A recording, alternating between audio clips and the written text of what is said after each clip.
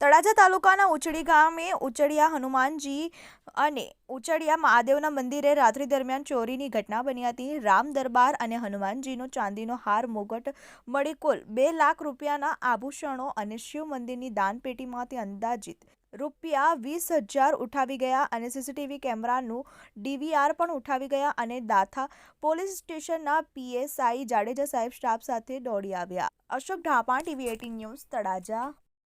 ત્રણ રામજી મંદિરના મુંગટ ગયા છે, રામ લક્ષ્મણના, રામના, સીતાના અને લક્ષ્મણજીના, અને 2 મુંગટ હનુમાનજીના ગયા અને એક હાર ગયો। કુલ કેટલું ચાંદી છે? એટલે ઓછામાં ઓછા 2-2.5 કિલો ખરું ચાંદી।